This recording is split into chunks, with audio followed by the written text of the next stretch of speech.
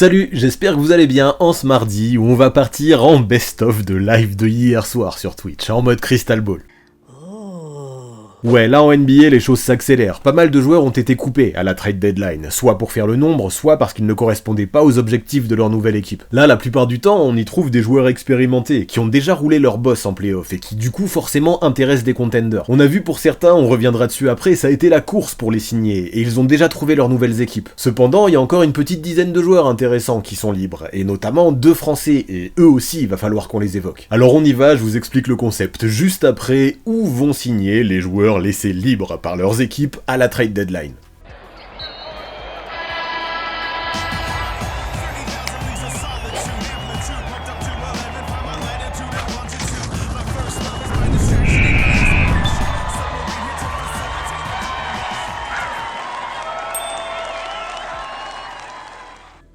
Alors, aujourd'hui, on va parler du marché des buyouts, et en fait, on voit qu'il y a des équipes qui voulaient transférer des joueurs avant la trade deadline, et qui finalement n'ont pas trouvé preneur. Donc ces joueurs n'ont pas été transférés, parce que voilà, les équipes n'ont pas réussi à le faire, et donc ces équipes, généralement, quand c'est des joueurs qui ne sont pas dans les plans, les laissent libres finalement, ces joueurs, elles rachètent leur contrat, et c'est mieux pour tout le monde. C'est des joueurs qui d'un coup deviennent libres de signer où ils veulent, et pour le minimum en plus, enfin généralement pour le minimum vétéran, des contrats autour de 2 millions l'année, donc ça peut être super intéressant. Il y a quelques conditions quand même, avant que ce soit intéressant pour des équipes contenders de récupérer ces joueurs qui ont été coupés, soit parce que justement ils rentraient plus dans les plans, soit pour faire le nombre, soit parce que dans la nouvelle équipe dans laquelle ils sont arrivés, ils sont surtout arrivés pour une question de salaire et l'équipe ne comptait pas sur eux, mais voilà, une fois qu'ils ont été coupés, ils peuvent pas non plus signer où ils veulent directement dans les conditions qu'ils veulent. Déjà, il faut qu'ils attendent la fin de la période qu'on appelle la période des waivers. C'est une période où les équipes peuvent les claim, peuvent les récupérer, les revendiquer, et s'il y a plusieurs équipes dans lesquelles le joueur accepte d'aller, qui revendiquent le joueur, le joueur va dans l'équipe qui est la moins bien classée. C'est des choses qui n'arrivent que rarement, mais légalement ça fait partie du règlement NBA, et voilà pourquoi un joueur, même s'il s'engage avec une équipe, quand il est sur le marché des buyouts, ne peut pas y jouer avant 48 heures. Il faut savoir aussi qu'un joueur qui a été coupé ne peut pas revenir dans une équipe qu'il a transférée en cours de saison. Là par exemple, on peut prendre l'exemple de Marcus Morris, qui a été transféré de Philadelphie à Indiana, puis de Indiana à San Antonio, avant que San Antonio décide de le couper. Philadelphie ne peut pas le récupérer parce que Philadelphie l'a transféré en cours de saison. Par contre, il peut retourner dans une équipe dans laquelle il est allé plus tôt dans sa carrière. Vraiment, c'est que pour cette saison. Donc il faut le savoir aussi. Il faut savoir aussi que sur le marché des buyouts, les choses peuvent aller très très vite. Ça se peut qu'il y ait des signatures pendant le live. Pour l'instant, en ce moment, il y en a tous les soirs. Ça se peut aussi qu'il y en ait d'ici le best-of, que je voulais sortir mardi matin à la base, mais si ça se trouve, je vais le sortir ce soir, là, lundi soir, pour éviter qu'il soit déjà périmé, même s'il y a des choses qui changeront pas.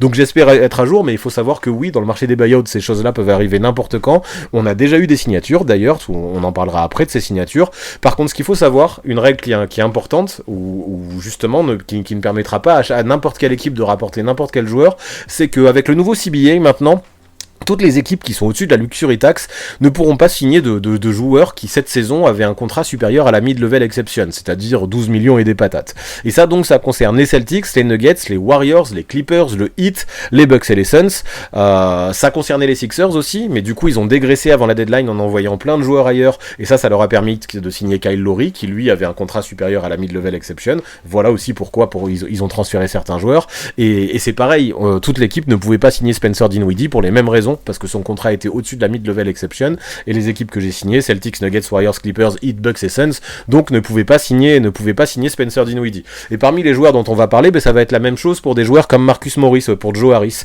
parce que eux aussi ont un salaire supérieur à 12 millions, et donc ces équipes qui sont au-dessus de la luxury tax ne pourront pas les signer au salaire minimum. Donc ils iront forcément dans d'autres équipes. C'est le nouveau CBA, c'est comme ça, c'est le nouvel accord. Il y a beaucoup plus de restrictions sur la luxury tax pour éviter que toutes les teams ne la dépassent allègrement, comme ça a été le cas pendant pas mal d'années. Donc aujourd'hui, on va parler des principaux candidats sur le marché des buyouts, ces joueurs qui ont été coupés et qui pourraient encore apporter pas mal dans des équipes contenders. Je vais vous les présenter, ces joueurs, brièvement, et à chaque fois, les concernant, je vous donnerai des pistes des équipes qui pourraient me sembler intéressantes les concernant et qui sont liées aux rumeurs aussi. Évidemment, on parle de certains joueurs dans certaines teams, et forcément, j'essaye d'en parler le plus possible. Vous, parmi les pistes que j'évoquerai, vous me direz laquelle vous préférez, ou alors s'il n'y en a aucune qui vous plaise, vous me direz dirais que c'est dans une autre équipe, ou alors vous pourrez même avoir la solution de me dire non, finalement il ira dans aucune de ces teams, il ne va juste pas signer de contrat en NBA. Vous me direz, ça nous permettra de prévoir un petit peu l'avenir de tous ces joueurs, et j'aime bien quand on prévoit ça ensemble aussi.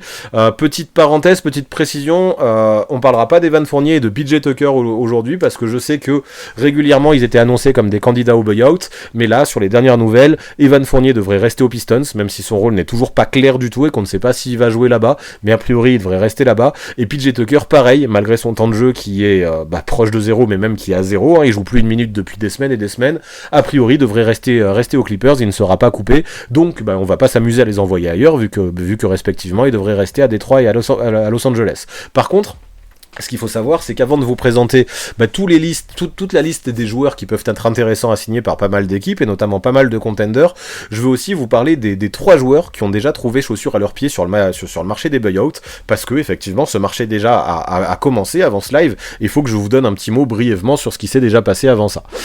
Et donc le premier, voilà, je vous affiche ça directement ici. Le premier, c'est Bismack Biyombo, donc un joueur de 31 ans, qui cette saison a joué 30 matchs avec Memphis, 27 titularisations, donc il a profité aussi de la blessure de Steven Adams et des grosses blessures du côté des Grizzlies.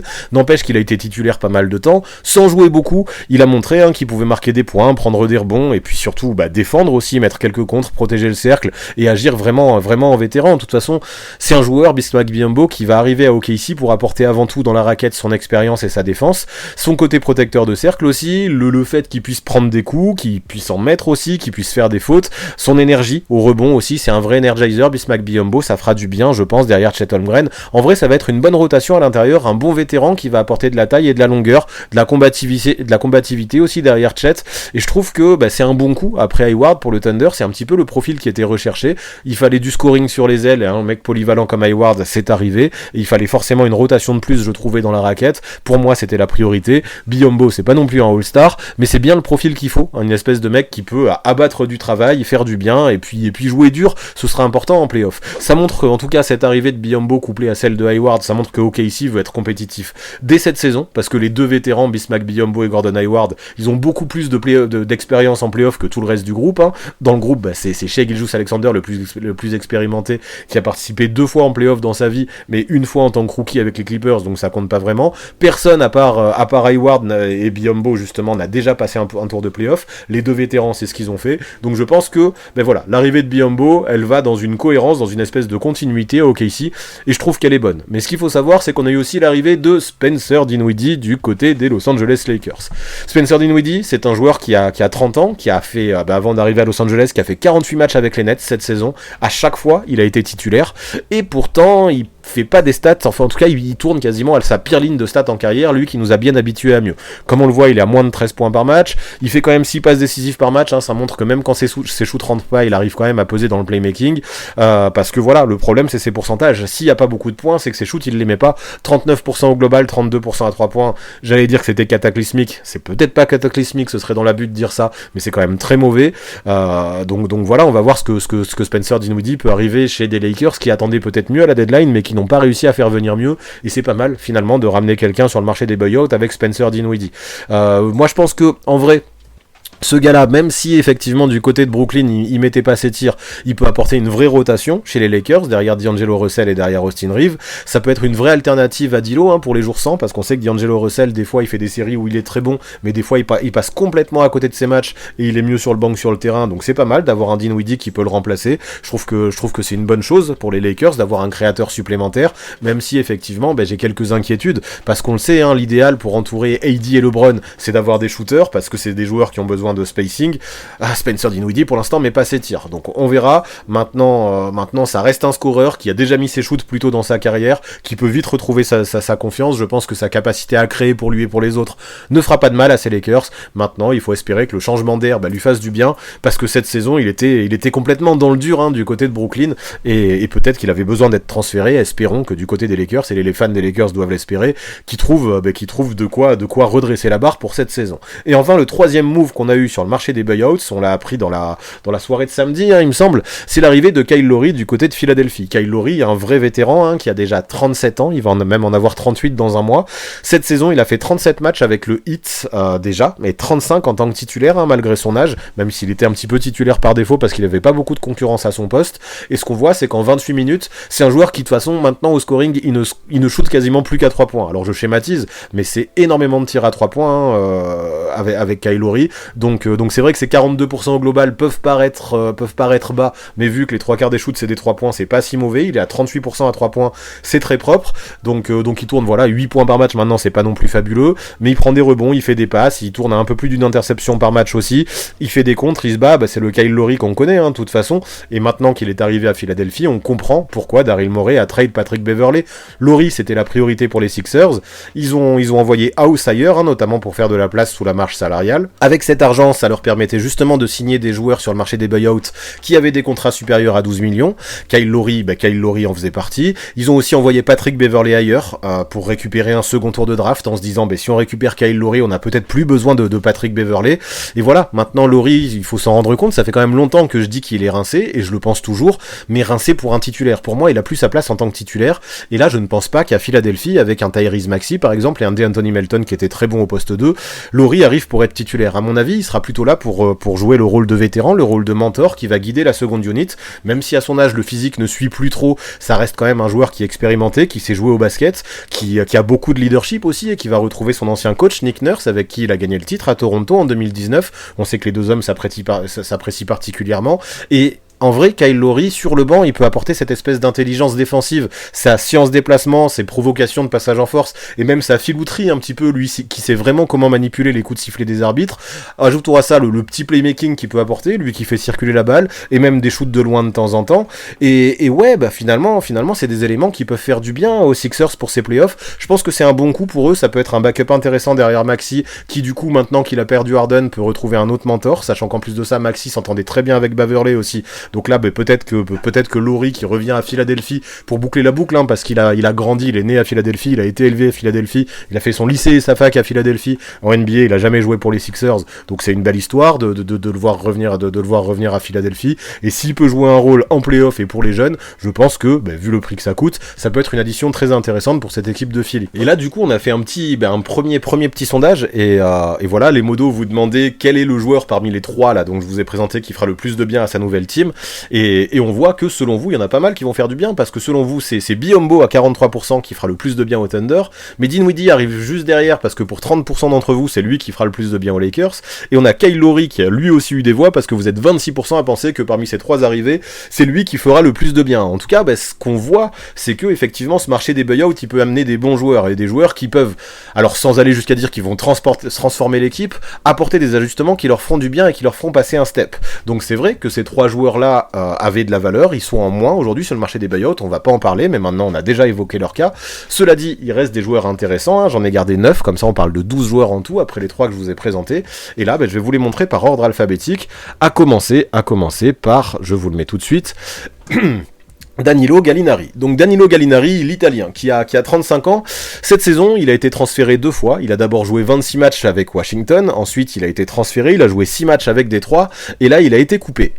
Sur ces matchs-là, c'est plus le même. On voit qu'il joue moins qu'avant. Donc il joue un peu moins de 15 minutes par match en moyenne. Mais il marque toujours plus de 7 points par match avec des pourcentages très corrects. Et on s'en rend compte, de toute façon, Danilo Gallinari, c'est son profil. C'est toujours un vrai scoreur qui peut marquer de partout, vraiment de partout, qui peut occuper à la base c'était plutôt un 3-4, mais au fur et à mesure il s'est transformé en 4-5, et plus ça va, plus il vieillit, moins il est athlétique, moins il est mobile, et ça devient de plus en plus même un poste 5, qui prend de plus en plus de rebonds, et finalement qui a gagné en carrure et en épaisseur au fil de sa carrière, et qui en tant que stretch 5 peut largement faire le taf. Et là, ce qu'on se dit, c'est que si une équipe a besoin d'expérience dans la raquette, mais aussi de shoot, Danilo Gallinari peut faire le taf, parce que c'est un mec qui est très bon pour écarter le jeu, il tourne à 38% de réussite à 3 points en carrière, c'est propre, il est toujours toujours capable, je pense, d'avoir un impact, surtout offensif, sur quelques minutes dans un rôle de backup, et même si, maintenant qu'il s'est fait les ligaments croisés et qu'il a manqué toute la saison dernière avec Boston, ça lui a fait un petit peu de mal, parce que comme je disais, il est moins athlétique, il reste toujours un joueur qui est très affûté au niveau du shoot, et qui connaît vraiment le basket, qui sait se placer, et qui sait comment le pratiquer. Voilà pourquoi je pense que dans son profil, il pourrait faire du bien à pas mal de contenders en recherche justement de ce type de joueur. Et parmi les contenders, comme je vais vous le faire, comme je veux faire à chaque fois, je vais vous présenter les 3 contenders que j'imagine le plus, mais vous me direz si vous le voyez ailleurs. Là, j'ai pensé à Boston, et je trouvais que c'était intéressant, parce que Boston avait besoin, je trouve, de renforcer sa raquette à la deadline. Ils ont fait venir Xavier Tillman, c'est très très bien, et je trouve qu'en faisant venir Danilo Gallinari, il continuerait à renforcer la raquette avec un profil très différent de celui de Xavier Tillman, un profil qui s'écarte, et ce serait pas mal de l'imaginer revenir à Boston, dans la mesure où on le sait, c'est un joueur qui intéressait les Celtics, mais qui n'a jamais vraiment pu jouer pour eux, parce qu'il s'est fait les ligaments croisés dès qu'il est arrivé là-bas, ou presque. Donc peut-être que ça peut être l'occasion justement de réécrire l'histoire du côté de Boston, et on le sait, avec un Porzingis qui cette saison est vraiment en bonne santé, mais qui laisse planer des doutes sur son historique de blessures en carrière, sur le fait est-ce qu'il pourrait être à 100% en playoff, et un Horford qui vieillit. Xavier Tillman est arrivé, c'est bien, Luke Cornett est déjà dans l'effectif, on a du Nimias Queta aussi, mais Danilo Gallinari, je trouve qu'à Boston il n'y a personne dans son profil réellement,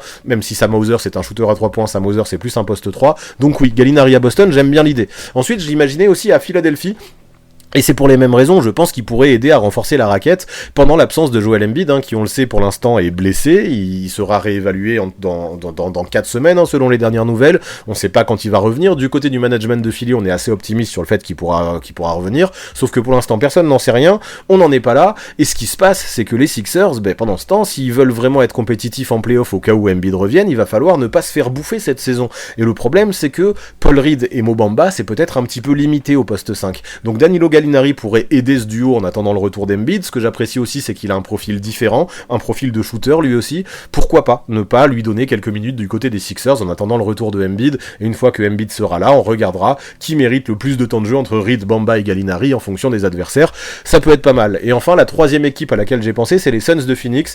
Les Suns de Phoenix, vous allez voir, je vais les mettre beaucoup dans cette vidéo, parce qu'ils ont quand même un banc limité. Ils ont Drew Eubanks et Bol Bol, surtout comme rotation intérieure. Ils ont Royce O'Neal qui peut jouer sur les postes 3 et 4, mais c'est à peu près tout, donc je trouve que Danilo Gallinari à Phoenix apporterait une option supplémentaire dans la raquette de ces Suns qui vont avoir vraiment besoin de profondeur, je pense, encore pour ces playoffs. Donc s'intéresser à un joueur comme Danilo Gallinari, ce serait peut-être pas bête du côté du management de Phoenix. Pour Danilo Gallinari, c'est assez marrant, je pensais pas que ce serait possible, mais 29% d'entre vous pensent qu'il ne va pas retrouver de contrat là en NBA cette saison, et certains imaginent qu'il rentre en Europe. Pourquoi pas? J'imagine pas que ce sera le cas.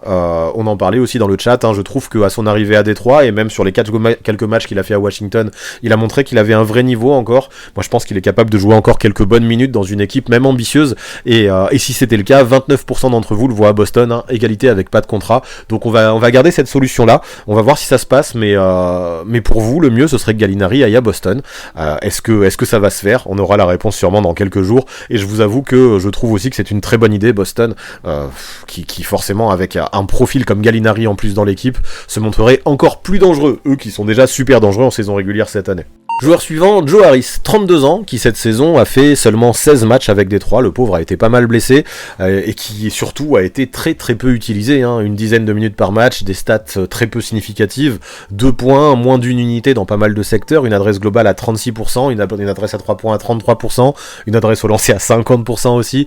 Tous ces chiffres non plus sont pas super significatifs parce qu'il est pas sur un gros volume, donc voilà, ce qu'on voit c'est que pour l'instant sa saison à Joe Harris elle est compliquée, et en même temps faut dire que lui il est arrivé en tant que joueur déjà un minimum expérimenté dans une équipe jeune de Détroit en reconstruction qui n'avait pas trop d'intérêt à s'en servir, et qui du coup la cut. Mais pourtant je reste assez persuadé que Harris ça reste un bon joueur, mais le problème c'est que ces dernières saisons il a des blessures qui le lâchent pas, et ça l'aide pas à trouver une régularité, et cette saison a pas fait exception, mais après ça, et apparemment maintenant il serait en meilleure santé, ça reste un véritable sniper. En carrière il a plus de 43% à 3 points, faut s'en rendre compte, c'est exceptionnel, et là avec un volume qui est vraiment conséquent, et je suis sûr qu'avec du temps de jeu, s'il arrive à conserver la bonne santé qu'il est censé avoir actuellement, c'est un mec qui peut vite retrouver, je sais pas, une moyenne de 7, 8, 10 points, pourquoi pas, rien qu'avec des shoots de loin, avec une grosse adresse dans une équipe qui aurait besoin de lui et qui l'utiliserait. Maintenant, est-ce qu'une équipe va l'utiliser tant qu'il n'a pas encore retrouvé le rythme? C'est à lui de prouver que niveau cardio, niveau endurance, il est toujours là, après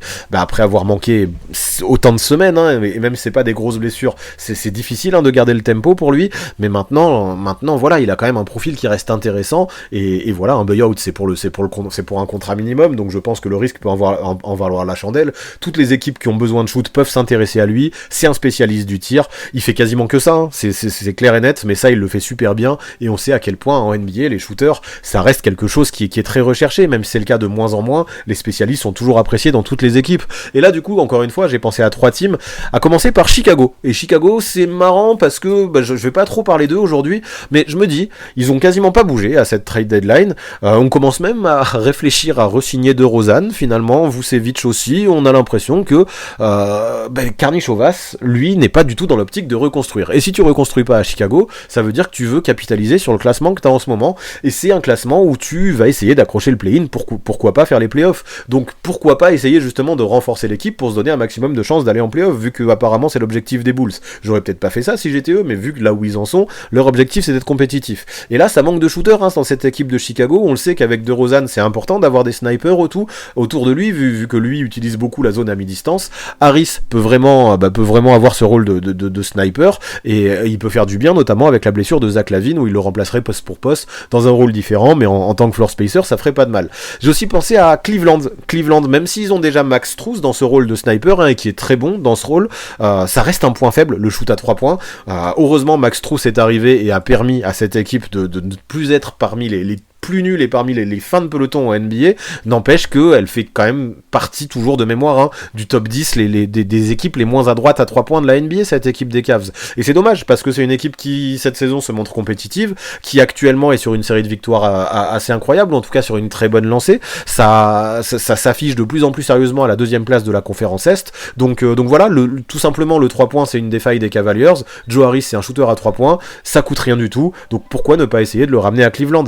Et enfin, la troisième piste que j'avais envie d'évoquer avec vous, c'était les Lakers. On le sait, encore une fois, j'ai pas besoin de vous faire un grand dessin. Autour de LeBron James, il y a besoin de shoot. Dinwiddie, ça a été la seule recrue d'une trade deadline assez décevante pour cette équipe de Los Angeles, et il apporte pas de shoot. Il y a besoin de floor spacer dans cette équipe, il n'y en a pas actuellement. Harris peut jouer ce rôle, parce que c'est exactement ce qu'il fera. Donc à vous de me dire, entre Chicago, Cleveland et Los Angeles, est-ce qu'il y a une équipe où vous le voyez plus? Est-ce que vous le voyez plus dans une autre équipe? Ou est-ce que vous pensez, comme certains pensaient de Danilo Gallinari, qui ne signera pas de contrat? On va voir ça ensemble. Ok, pour Joe Harris, voilà, ça va aller vite, vous êtes 33%, c'est la majorité, enfin vous êtes les plus nombreux à avoir voté pour eux, à le voir pour les Lakers.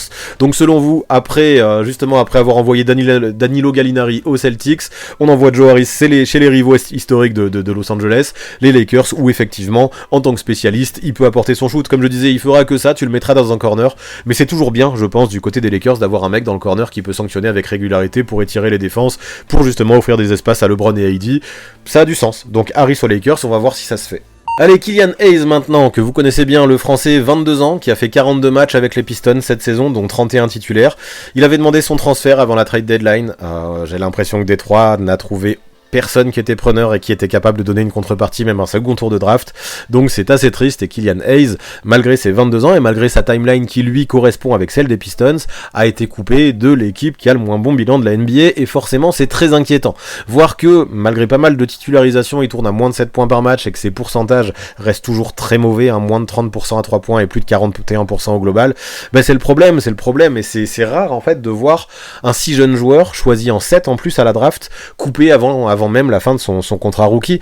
Pourtant à Détroit, je trouve qu'on a insisté avec lui, on lui a donné des responsabilités, on lui a donné des minutes, on a été patient, on a essayé plusieurs coachs, Monty Williams qui est arrivé cette saison, Dwayne Casey qui était là les saisons d'avant, mais jamais Killian Hayes a réussi à mettre ses tirs avec régularité sur des périodes de plus de 2-3 semaines, j'ai envie de dire, où là des fois on avait un petit espoir, mais vite il retombait dans ses travers, et au bout d'un moment, on a eu l'impression, en tout cas c'était le discours du management de Détroit, c'est un joueur qui joue au poste au poste arrière, et quand t'es un arrière, et ben tu dois mettre tes shoots, sinon c'est difficile de trouver une place en NBA. À côté de ça reste un bon défenseur, un bon playmaker, mais il est pas assez efficace, en tout cas il était même pas assez efficace pour Détroit. Maintenant, la grosse question c'est que en sachant ça, est-ce qu'il y a toujours des équipes NBA qui comptent sur le français, ou alors est-ce que sa carrière NBA est foutue?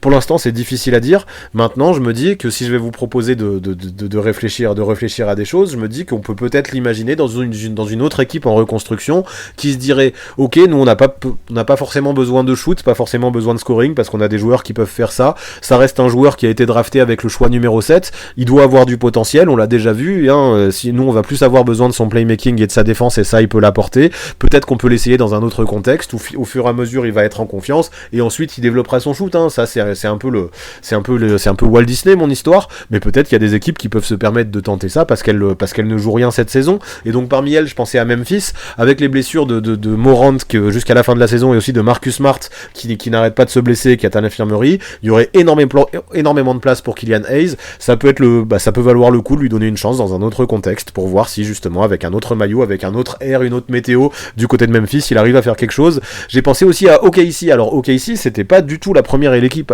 à laquelle je pensais. Par contre c'est une équipe qui est apparue dans les rumeurs apparemment d'équipes qui seraient potentiellement intéressées par Killian. Donc c'est pour ça que je les ai mis, et on le sait, c'est une team OKC, le Thunder, qui aime bien les joueurs d'équipe, les team players, qui défendent, qui font circuler la gonfle.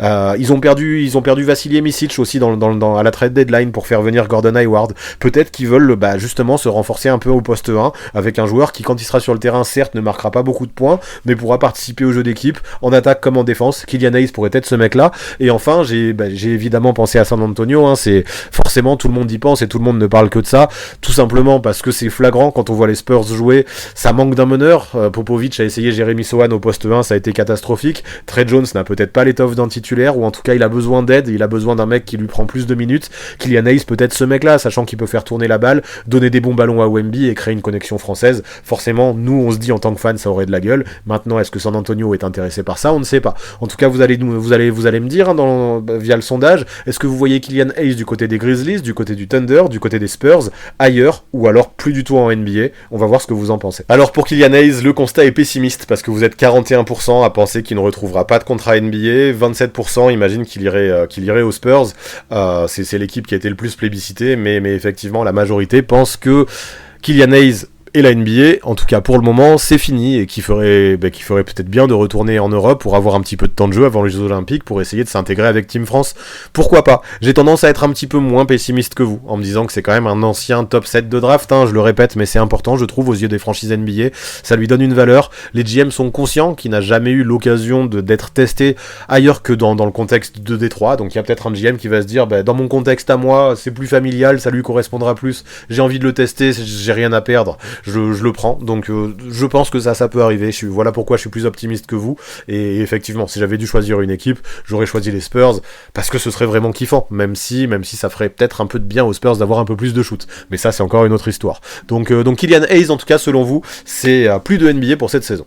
Allez, maintenant, enfin, un joueur qui n'a pas été coupé par les Pistons comme les 3 précédents. On va parler de Danuel House Jr., qui a 30 ans, qui a fait 34 matchs cette saison avec les Sixers, dont 4 titulaires. Il a été transféré à Détroit pour faire de la place, on l'a dit, du côté des Sixers pour faire venir Kyle Lowry, puis a été coupé directement par les Pistons. Et ce qu'on voit, c'est qu'en 15 minutes, il fait pas des stats mirobolantes. Ses pourcentages sont moyens, au global c'est moyen, à 3 points c'est pas bon, il tourne à 4 points, c'est assez, voilà, comme je le disais, c'est peu significatif. Maintenant, ce qu'il faut savoir concernant Danuel House, c'est que c'est un ailier athlétique, très athlétique, qui a un bon jump, qui a un jeu assez agressif que j'aime bien, qui est assez percutant, assez explosif, un joueur qui peut shooter quand il est dans un bon soir, mais qui est malheureusement assez irrégulier, et les bons soirs ça n'arrive pas très souvent. N'empêche que à côté de ça, peu importe, même quand il mettra pas ses shoots, il pourra peser dans le jeu parce qu'il défend bien, et en gros, pour moi il a tout à fait le profil de 3&D, mais le profil de 3&D du pauvre, parce qu'il va manquer de constance dans son shoot, mais tout le reste il l'a, et puis voilà, comme je disais, même s'il va pas mettre ses tirs, c'est un joueur qui va compenser par son intensité, sa capacité aussi à courir, à se projeter en transition. Et ce qu'il faut être, enfin, il faut être conscient aussi que à Philadelphie, sur son poste, il a eu énormément de concurrence cette saison sur les postes 3. Il y avait énormément de monde entre tous ces mecs qui jouent au poste 4, qui peuvent être décalés en 3. Hein. On en parlera après, mais je pense à des Batum, des Harris, des Oubre, etc., etc. Sachant qu'il y a des Marcus Morris et des Covington qui sont arrivés. Il y avait beaucoup de monde dans ce profil finalement, et il en a souffert. Daniel House, c'était pas le joueur le plus souvent utilisé par Nick Nurse, mais je pense que aujourd'hui, voilà, à 30 ans, il est toujours capable. Ça reste une option qui est viable des deux côtés du terrain, qui est toujours capable d'apporter quelques bonnes minutes. Hein, en playoff, tu l'envoies sur des missions, il peut le faire. Selon Shams, il y a pas mal de contenders déjà qui s'intéressent à lui, donc ça montre qu'il a une certaine cote sur le marché des free agents. Et même si jusque-là on savait pas quel contender, j'ai essayé de réfléchir un petit peu et j'en ai trouvé 3 dans lesquels ça pourrait avoir du sens selon moi. Le premier, c'était les Celtics. J'imaginais les Celtics, comme je disais, Boston ça peut être pas mal. Ils se sont renforcés à la main et avec Jaden Springer qui va apporter une option de plus avec derrière Jrue Holiday, derrière Peyton Pritchard, et dans la peinture avec Xavier Tillman, on l'a dit tout à l'heure. Il manque peut-être un renfort sur les ailes pour la seconde unit, histoire d'avoir vraiment une rotation qui commence à avoir de la gueule. Daniel House peut être ce candidat pour Boston. Ensuite, j'ai pensé à Miami, parce que, encore une fois, c'est une équipe qui manque de profondeur un petit peu à tous les postes. Daniel House, c'est un joueur très intense, je trouve qu'il peut correspondre à cette culture un petit peu qu'il y a du côté du 8, avec un Eric Spoelstra qui peut le mettre dans de bonnes conditions. Je trouve qu'il correspond au profil de joueurs que Miami aime bien depuis ces dernières années, et qui leur apporteront un petit peu de profondeur dans leur rotation, donc j'aime bien. Et à Minnesota, c'est pareil, il y a peu de solutions à son poste dans la seconde unit. Je trouve qu'il pourrait apporter un profil un peu alternatif et supplémentaire à des mecs comme Nickel Alexander-Walker et Kyle Anderson sur les ailes, un profil un peu plus 3&D, qui va défendre fort, qui est un peu plus energizer, et je pense que si Minnesota veut afficher ses ambitions, et ça a l'air d'être le cas, avoir un peu plus de profondeur sur les ailes avec un profil nouveau par rapport à ce qu'il y a déjà, Daniel House peut être une bonne option à poursuivre. Donc vous allez me dire, où est-ce que vous le voyez, on débriefe juste après le sondage. Pour Daniel House, vous le voyez, vous êtes 33% à le voir à Minnesota et 28% à Miami, et en vrai c'est dans ces deux teams effectivement que je le voyais le plus. Ma préférence ça aurait été Miami, comme je vous l'ai dit, pour une question de profil, mais Minnesota, je trouve que ça a beaucoup de sens. Cette équipe des Wolves, qui est première de la conférence Ouest, a besoin encore d'avoir de la profondeur. Daniel House peut être ce mec qui l'apporte. Vous trouvez que ça a du sens, donc let's go, ce serait pas mal, ce serait cohérent de voir un House à Minnesota, je trouve. Parlons maintenant de Cory Joseph, 32 ans, qui a fait 26 matchs cette saison avec les Warriors, qui a été transféré vers les Pacers, puis qui a été coupé dans un deal que j'ai pas trop compris, parce que les Pacers ont envoyé un second tour de draft pour le couper ensuite.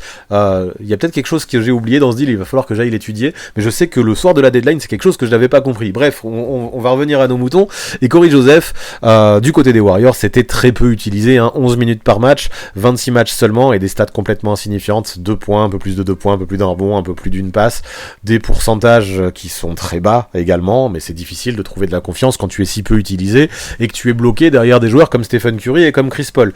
Il n'a pas vraiment eu l'occasion de se montrer à Golden State, cette saison c'est sûr. Il avait déjà montré que ça pouvait être un bon vet dans des équipes en reconstruction, mais dans des équipes ambitieuses, trouver des opportunités pour Cory Joseph, c'était compliqué. Mais après je me dis, ça reste quand même un meneur qui a une certaine expérience, il a été champion avec les Spurs en 2014, il a connu aussi des longs parcours de playoffs, c'était avec San Antonio aussi, mais il a dû aussi en faire avec Toronto, même peut-être avec Indiana. Donc même si c'est quand même un joueur qui est irrégulier au tir, on le sait, c'est pas un grand shooter, Cory Joseph, ça l'a jamais été, n'empêche que ça peut être un joueur qui met dedans de temps en temps, en tout cas suffisamment fréquemment pour faire sortir les défenses sur lui et pour pas qu'elle le laisse seul. C'est aussi ça la clé du spacing, et qui en plus de ça apportera un peu de playmaking, un peu d'expérience et un petit peu de défense. Donc toutes les équipes qui auront besoin de cette présence vétéran, de cette sérénité aussi un peu à la main, si tu as besoin d'un backup qui va rentrer sur le terrain et tu sais qu'il jouera propre sans erreur, il portera pas ta team vers le haut, mais au moins il la tirera pas vers le bas, je me dis que Cory Joseph, ça peut être une piste intéressante à suivre. Donc là, il y a plusieurs équipes, encore une fois, que j'ai imaginé, 3 comme d'habitude.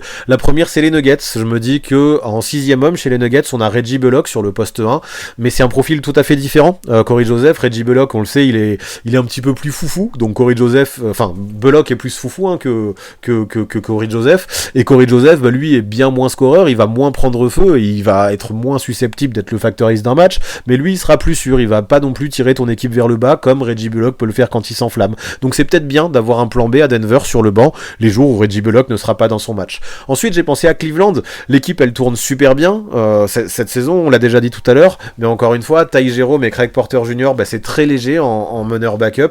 Craig Porter Jr., ça reste un rookie, même s'il montre de très bonnes choses pour son rookie, pour un rookie. Ty Jerome, c'est dur aussi, je trouve, en tant que backup. Donc voilà, les pauvres aussi aussi à Cleveland, ils ont dû gérer la situation Rubio. Rubio qui va rebondir, on lui souhaite, du côté de Barcelone. Voilà, Cory Joseph dans cette situation et dans ce contexte, ça peut être un meneur qui ne sera peut-être pas le meneur backup officiel, mais qui apportera encore une fois une option supplémentaire en playoff, plus de certitude en tout cas au moment des playoffs. Et enfin, j'ai pensé à Miami encore une fois, parce que encore une fois, Miami ça manque de meneurs, surtout qu'on a Rozier qui s'est blessé hier soir, dimanche soir, on sait pas encore dans quel état il est, mais quand j'ai vu l'image en direct, le genou a l'air d'être parti comme il faut. Donc il y a besoin d'un meneur, surtout que Kyle Lowry est parti maintenant, et derrière il y a Tyler Herro qui peut mener un petit peu, mais on n'a plus du tout de meneur à Miami. Donc voilà, Cory Joseph ça peut dépanner un petit peu comme on peut. C'est pas un foudre de guerre, c'est sûr, mais encore une fois c'est un vet sur lequel on peut compter, et si tu dois le mettre en titulaire, peut-être que ce sera le plus mauvais titulaire de la ligue, mais encore une fois il fera pas de bêtises, donc ça peut faire du bien à Miami en attendant de voir ce que Rozier va faire et s'il revient de sa blessure. Ok, pour Cory Joseph, finalement les équipes que je vous ai proposées ne vous conviennent pas. Vous avez voté aucune de ces équipes, donc 41% d'entre vous pensent qu'il va aller, qu'il va garder un contrat NBA. Moi j'ai des doutes concernant ça, mais vous pensez qu'il va garder un contrat NBA pour aller notamment à San Antonio. Vous me parlez des Spurs, et effectivement ça peut avoir du sens d'avoir un meneur vétéran à San Antonio. C'est pas l'équipe que j'avais priorisée parce que je l'imaginais plutôt dans une équipe qui aurait un petit peu des ambitions cette année, comme Miami, comme Cleveland et comme Denver, mais pourquoi pas à San Antonio. Si les Spurs veulent un meneur vétéran, Cory Joseph peut être sur leur tablette, mais j'ai l'impression qu'en vrai les Spurs ils cherchent pas forcément de meneur vétéran, ils cherchent plutôt de la jeunesse. C'est peut-être pour ça que j'en ai pas parlé. En tout cas, vous le voyez là-bas, et pourquoi pas, ça aurait du sens, ça ferait un bon organisateur aux côtés de Wemby en tout cas. Maintenant, on évoque Robin Lopez, 35 ans, qui a fait 16 matchs avec les Bucks cette saison, 2 seulement en tant que titulaire. Il a été transféré à Sacramento, puis a été coupé. On voit, il a été très très peu utilisé sur les 16 matchs, 4 minutes à peine en moyenne pour des stats qui ne veulent pas dire grand-chose et une adresse qui est pas bonne, mis à part au lancer franc, mais il a pas dû en shooter 1 million. Voilà, donc Robin Lopez est vieillissant, il vieillit pas aussi bien que son jumeau Brook, malheureusement, mais mine de rien, ça reste un big man, 7-footer, qui fait plus de 2m13, qui prend de la place dans la peinture, qui peut mettre des coups, qui est expérimenté, qui va prendre des rebonds, qui va mettre quelques contres, qui peut protéger la peinture sans être bien mobile, et qui peut, si besoin, dépanner quelques minutes si tes pivots prennent des fautes, et que t'as besoin d'un mec solide, justement, qui aura pas peur de prendre des fautes et de jouer physique pour protéger la peinture contre des adversaires qui pourraient l'attaquer en playoff. En plus de ça, voilà, j'essaie de trouver des arguments, mais pourquoi pas. Je me dis, quand on a Robin Lopez, le mec est garant d'une bonne ambiance dans le vestiaire, il va s'amuser avec les mascottes, à chaque fois on le voit, il y a des high five dans tous les sens avec lui, il peut apporter un petit plus aussi dans l'ambiance et dans l'alchimie, pourquoi pas. Et si en plus de ça, son petit hook il est réglé, comme c'est le cas certains soirs, et qui fait des ravages, peut-être qu'il pourrait continuer à trouver un contrat en NBA. Et là je pensais à 3 équipes. La première c'était les Nuggets, leurs principaux pivots remplaçants, en plus de Zach Nagy, c'est DeAndre Jordan. Je trouve que ce sera une alternative à DeAndre Jordan, et Robin Lopez pourrait être un autre joueur à faire rentrer, un autre joueur expérimenté à faire rentrer, si t'as besoin encore d'un colosse qui va jouer le rôle de déménageur et prendre des fautes. Voilà, si Dédé Jordan il prend, comme ça lui arrive parfois, genre 4 fautes en 3 minutes de temps de jeu, j'exagère à peine, Robin Lopez rentrera pour faire la même chose, et ça fera gagner un petit peu de temps. J'ai pensé aux Lakers aussi, parce que derrière AD, on a Jackson Hayes et on a Christian Wood. C'est cool, mais c'est pas non plus les profils que j'aime le plus, et surtout c'est pas des profils d'intimidateurs dans la raquette. Wood s'écarte beaucoup, Jackson Hayes il peut mettre des contres, il peut protéger le cercle, mais c'est plus un rim runner filiforme. Robin Lopez, lui, si tu lui mets des coups il va pas bouger, c'est un déménageur, comme je disais, c'est un intimidateur, un vrai big man. Ça peut faire du bien dans cette raquette des Lakers en sortie de banc pour prendre quelques minutes en playoff. Je trouve que l'avenue de Rollo ça pourrait être intéressant. Et Philly, toujours pour les mêmes raisons, la blessure de Joel Embiid, Mo Bamba et Paul Reed ont besoin d'aide. Voilà, donc Robin Lopez, encore une fois, pour dépanner quelques minutes, et comme je disais, pas faire d'erreur, c'est déjà important. J'en parlais juste avant, quand on évoquait Cory Joseph. Des fois en playoff, t'as juste besoin d'un joueur qui va avoir un apport neutre, pas forcément positif, mais au moins neutre, parce que ce sera bien mieux par exemple qu'un jeune qui va faire des bourdes et qui va perdre des ballons et qui va faire des mauvais choix et qui lui potentiellement aura un apport négatif. T'as des vétérans, des fois tu les fais rentrer, tu sais qu'ils t'apporteront pas grand chose, mais au moins ils feront pas de conneries et les autres joueurs pourront continuer à rester dans le rythme. Robin Lopez peut être ce genre de joueur, et voilà pourquoi il irait bien dans ces équipes que j'ai citées et qui selon moi ont encore des ambitions. Et Robin Lopez pour vous à 39%, ça part aux Sixers justement, qui sont en galère de pivot, et Robin Lopez pourrait apporter de la taille why not, hein, je pense que ça changera pas la face du monde de l'équipe, mais c'est vrai que les Sixers, ils se sont débrouillés pour avoir 3 spots de libre pour ce marché des buyouts. Ils ont déjà recruté Kyle Lowry, ils ont un gros manque d'intérieur, il leur reste 2 places encore. Robin Lopez peut être une solution, et au pire tu le laisses en bout de banc, et il s'amusera avec la mascotte Franklin, et il créera une bonne ambiance. Donc pourquoi pas les Sixers, let's go, en tout cas c'est votre choix. Le suivant, Marcus Morris, 34 ans, 37 matchs cette saison avec Philadelphie, 7 titulaires, un vrai joueur de qualité, hein, moi je trouve, qui a été transféré à Indiana, puis qui a re-été transféré à San Antonio, et qui a été coupé. Ses stats, c'est pire en carrière cette saison, on n'a pas peur de le dire, mais c'est parce que d'habitude il joue plus, hein, de mémoire il me semble que c'est ça, c'est la première fois qu'il tourne à moins de 10 points, ou alors peut-être que c'était arrivé pendant sa saison rookie, mais ça fait très longtemps que Marcus Morris n'a pas tourné à moins de 10 points en carrière, mais tout ça parce qu'il est très peu utilisé, parce que ses pourcentages sont corrects. Regardez, il tourne toujours à 40% à 3 points, sachant qu'il prend la majorité de ses tirs derrière la ligne. Et ce qu'il faut savoir, c'est qu'à son poste, de toute façon, du côté de Philly, il y avait un gros embouteillage entre Kelly Oubre Jr., Tobias Harris, Nicolas Batum, Robert Covington. Il n'y avait pas de place pour tout le monde. Et s'ils voulaient faire venir Buddy Hield, les Sixers, ils avaient besoin d'un salaire comme celui de Morris, qui en a fait les frais, mais c'est pas pour ça que c'est un mauvais joueur, je pense. Voilà, comme je disais, il a été peu utilisé, mais ça reste quand même un scoreur.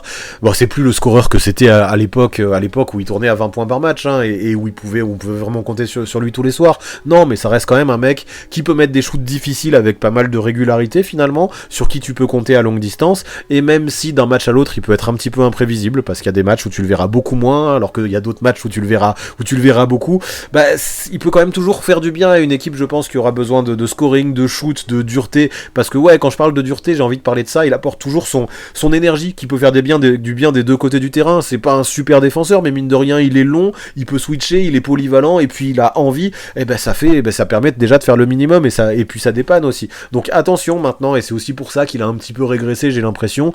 Il a connu beaucoup de pépins physiques ces 2 dernières saisons, il a passé beaucoup de temps sur le banc. En ce moment il a l'air bien, mais quand même, comme je disais tout à l'heure, il semble un petit peu avoir perdu de sa superbe par rapport à avant. Ça reste un bon joueur. Je l'imaginais, pour être sincère, la première équipe dans laquelle je l'imaginais, je me suis dit que c'était les Celtics, ça pourrait faire du bien. Sauf que, si vous vous rappelez bien des règles que je vous ai énoncées en début de vidéo, les Celtics ne peuvent pas le signer parce qu'ils sont trop proches de la luxury tax, et Marcus Morris avait un salaire supérieur à la mid-level exception. Donc voilà pourquoi je vous ai proposé 3 autres équipes qui, elles, au niveau salarial, pourraient se permettre de faire venir Marcus Morris. La première, c'est Cleveland. Comme on l'a déjà dit beaucoup dans ce live, pour moi c'est un vrai contender cette année, hein, d'autant plus au vu de ce qui montre ces derniers temps. Ils ont besoin de profondeur, juste il leur manque ça sur le banc, et notamment à l'intérieur, parce qu'ils ont quoi? Ils ont George Niang et Dean Wade, c'est un petit peu léger, hein, dans la raquette. Marcus Morris, si besoin, tu peux le faire jouer en poste 5 small ball, il y a aucun problème avec ça, tu peux faire jouer 4 ou 5, et je pense que ouais, dans cette équipe de Cleveland, il ferait du bien, que ce soit dans la dureté, dans le profil, ou juste dans la profondeur. Ensuite, je pensais aussi du côté de Dallas, et Dallas, ça peut paraître étonnant, parce qu'ils ont fait déjà venir Gafford et Washington, hein, de deux intérieurs pendant cette trade deadline, sauf que je ferais pourquoi pas venir encore un autre intérieur, Marcus Morris, qui lui a un profil totalement différent, parce que PJ Washington c'est peut-être le plus scoreur des deux, mais il tourne à 12 points par match, quoi, grosso modo, en tout cas c'est ce qu'il faisait. Morris est capable, ou en tout cas était capable de faire bien mieux, il est plus shooter de toute façon que Washington, qui est en galère avec son tir cette année, et on le sait, il y a besoin, à côté de Luka Doncic, des mecs qui peuvent mettre de loin et qui sont énergiques en défense. Grant Williams se régalait dans ce rôle, et Marcus Morris, je pense, pourrait retrouver un rôle exactement comme celui que Grant Williams avait à Dallas, en bien plus vieux, c'est sûr, peut-être en moins athlétique aussi, et en moins frais, mais qui quand même apporterait sa pierre avec sa polyvalence et son énergie des deux côtés du terrain. Il apporterait des options small ball, il retrouverait en plus de ça son jumeau Markieff qui est à Dallas. Il y a pas mal de choses qui me semblent bien, hein, moi, du côté des Mavericks. Et enfin, j'ai pensé à Minnesota, encore une fois, pour des raisons que j'évoquais plus tôt, hein. Marcus Morris, il apporterait sa dureté en vue des playoffs. Je pense que derrière le trio d'intérieur indéboulonnable, Rudy Gobert, Karl Anthony Towns, Naz Reid, Marcus Morris ferait pas de mal, parce qu'il a un profil différent de ces 3 intérieurs. Encore une fois, il peut apporter différentes options aussi pour Chris Finch. On sait à quel point c'est important d'avoir plein d'options au moment où les playoffs arrivent en fonction des adversaires. C'est un shooter, les shooters ça s'intègre partout, il défend pas si mal. À Minnesota, je pense qu'il peut avoir une vraie place. Et allez, pour vous, Marcus Morris, et j'aime bien cette idée là, moi aussi, irait à Dallas avec son jumeau Markieff, et effectivement, pour les raisons que j'évoquais plus tôt, hein, vous m'en avez un petit peu reparlé dans le chat, ce serait pas mal. ça apporterait encore une fois un profil différent à Gafford et Washington qui ont été recrutés, et déjà que je trouve que Dallas, les Mavericks avaient fait de gros efforts pour régler un souci dans la peinture qui les suit depuis pas mal d'années, avec Marcus Morris, mais ils le régleraient encore mieux, ils auraient encore plus de confirmation dans le secteur, et enfin, ils arriveraient en playoff, je pense, avec un secteur intérieur, qui ne serait pas leur point faible. Donc go Marcus Morris à Dallas, c'est un truc qui me plaît bien. Maintenant, je vous avais promis des Français dans ce live, donc voilà le deuxième Français, Frank Ntilikina, 25 ans seulement, qui a fait 5 matchs seulement cette saison avec Charlotte avant d'être coupé. Avant, il était blessé, mais il faut dire aussi que dans les 5 matchs qu'il a joué, il n'a pas été convaincant. Regardez ses stats en 8 minutes, il fait pas grand chose et ses pourcentages sont horribles de chez horribles. Alors bien sûr, vu le très faible volume de tirs qu'il a pris, ça ne veut pas dire grand chose de shooter à 11%, mais quand tu ne joues que 5 matchs, que c'est ton occasion de revenir après la blessure et que t'es si maladroit au tir, sachant qu'en plus de ça c'est un de tes principaux défauts, tu t'ouvres pas des portes pour rester en NBA au moment de la deadline, et c'est aussi pour ça qu'il en a fait les frais, Frank Ntilikina. Donc ouais, c'était compliqué, et c'est compliqué pour lui depuis sa saison 2 ou sa saison 3, j'ai envie de dire. Sauf que ce que j'ai envie de remarquer et de souligner, qui me laisse un petit peu positif, c'est que constamment, en tout cas jusque-là, il arrive toujours à trouver un contrat malgré les doutes qui planent sur l'apport qu'il peut avoir en attaque, et toujours, il arrive aussi à grappiller quelques minutes en tant que spécialiste de la défense. Donc là, comme on le disait, il s'est pas du tout montré à Charlotte en raison de sa blessure. Il a pas du tout été convaincant sur les quelques minutes qu'il a joué. Ses pourcentages ont été catastrophiques. Cependant, potentiellement, je me dis qu'il peut être intéressant ou utile pour une équipe qui a besoin d'un spécialiste en défense que tu peux envoyer sur des missions de temps en temps. Un jour, t'as un meneur qui t'emmerde là et t'arrives à rien faire. Et voilà, tu sais que t'as un Frank Ntilikina au bout du banc que tu peux chauffer à blanc et que tu lui dis, vas-y, ta mission c'est de l'éteindre, et qui fera plutôt le taf de bonne façon. Et donc pour ça, encore une fois, j'ai 3 équipes que j'imaginais, et la première à laquelle je pensais, c'était Cleveland, les Cavaliers, pour des raisons qu'on a pas mal évoquées depuis ce début de live. La rota, elle est très floue au poste de meneur, Darius Garland, On parlait justement de Ty Jerome et de Craig Porter Jr. qui n'apportent aucune certitude. C'est vrai que Frank Ntilikina n'apporterait pas forcément plus de certitude, mais ce que je vois, c'est que dans cette rotation à Cleveland, il n'y a aucun profil défensif. Et pour les playoffs, comme je disais, ça peut être bien d'ajouter un profil défensif sur les postes arrière à Cleveland, où il n'y a personne vraiment qui peut arrêter au premier rideau. Donc on le sait, la force des Cavaliers, c'est l'attaque, mais ajouter un peu de défense dans ce premier rideau, ça pourrait ne pas leur faire de mal. Ensuite, j'ai pensé à Miami. On sait que Erik Spoelstra aime les défenseurs, on sait que même des joueurs qui manquent de qualité offensive, des fois Erik Spoelstra arrive à leur trouver un rôle, arrive à leur trouver un costume dans la circulation de balles, et en les remettant vraiment dans des bonnes conditions. Donc encore une fois, on en parlait tout à l'heure avec la blessure de Terry Rozier, on ne sait pas du tout qui va jouer à la main à Miami, il y a un trou immense au poste de meneur. Frank Ntilikina peut être une solution en attendant de voir ce qui peut être fait de mieux, et en attendant de voir si Rozier reviendra dans de bonnes conditions. Et enfin, j'ai pensé aux Suns, à Phoenix, parce que encore une fois c'est pareil, c'est une équipe qui a pas de vrai meneur dans l'effectif, qui fait jouer Booker en tant que meneur, qui fait jouer Bill aussi, mais ça c'est des postes 2 de formation. Ils ont pas non plus de gros défenseurs, alors si Booker c'est un gros défenseur aussi, mais tu vas plutôt le mettre sur un shooter extérieur plus que sur un meneur de jeu. Donc sur les postes arrière, encore une fois, Ntilikina pourrait apporter son côté spécialiste de la défense, et là encore partir dans des missions avec des Suns qui effectivement ont besoin de renforcer leur banc. Frank Ntilikina c'est pas non plus celui qui va rendre ta seconde unit super performante, loin de là, c'est pas ce que je disais, mais en tout cas il peut t'apporter un profil que tu n'as pas et qui peut être utile pour s'adapter face à certaines équipes, notamment en playoff. Donc c'est pour ça que je pensais à Cleveland, à Miami, à Phoenix, et vous allez me dire où vous le voyez. Et concernant Frank Ntilikina, c'est marrant, vous le voyez un peu partout, ce qui domine c'est pas de contrat en NBA, il ne reviendra pas en NBA cette saison, vous êtes 36% à penser ça, 21% d'entre vous le voient à Miami, 14% à Phoenix, 7% à Cleveland, 21% le voient toujours en NBA mais dans d'autres équipes. Personnellement, je suis assez pessimiste concernant Frank Ntilikina, on s'en rappelle, cet été, il était à 2 doigts déjà de revenir en Europe, et on a Charlotte qui est arrivé un peu en mode à la dernière seconde, au dernier moment, pour te dire, allez, vas-y, on te prend un contrat, on va tenter, on a un spot dans l'effectif, on a peut-être besoin d'un profil défenseur, c'est peut-être une dernière chance pour faire tes preuves. Malheureusement, cette occasion, il l'a pas saisie, pas de chance, c'est à cause d'une blessure qui lui a pourri tout son début de saison, et le problème, c'est qu'à son retour de blessure, il était pas dans le rythme. Malheureusement, on le sait, la NBA, c'est une ligue d'opportunités, où il faut savoir saisir sa chance et ses opportunités. J'espère que Frank Ntilikina retrouvera un contrat NBA dans des équipes que j'ai citées, hein, si c'est ce qu'il souhaite en tout cas, dans ce profil de défenseur. Malheureusement pour l'instant j'entends pas son nom dans beaucoup de rumeurs, et peut-être que s'il veut avoir une place pour les Jeux Olympiques, Vincent Collet a peut-être besoin de le voir jouer un petit peu avant, et qu'un retour en Europe voire en France serait pas plus mal avant peut-être de réespérer et retenter la chance en NBA plus tard. Mais en tout cas, pareil que vous, j'aurais voté pour un retour en Europe concernant Frank Ntilikina.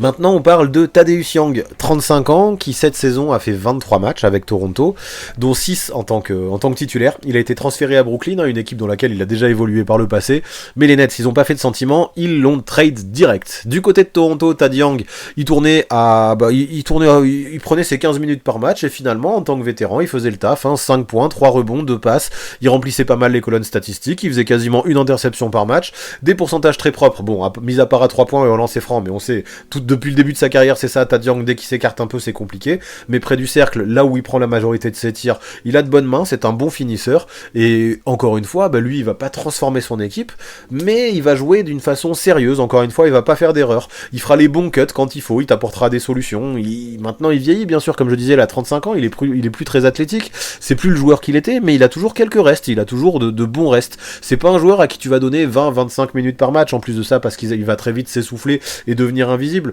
mais sur le terrain, on va apprécier le fait que quand il est lucide, il fait pas d'erreur. C'est aussi un bon défenseur, j'en ai pas parlé, qui est long, qui se place bien avec son expérience, qui, comme je disais, qui finit très bien vers le cercle, avec sa patte gauche, qui peut faire circuler la balle. En plus de ça, il voit bien le jeu, on le voit, tourner à 2 passes décisives par match en 15 minutes, c'est propre, non, c'est un vrai team player qui fera ce que son coach lui dit de faire, et il le fera bien en étant efficace, en étant propre. C'est un joueur qui est toujours polyvalent, malgré ses 35 ans, même s'il a plus la même mobilité.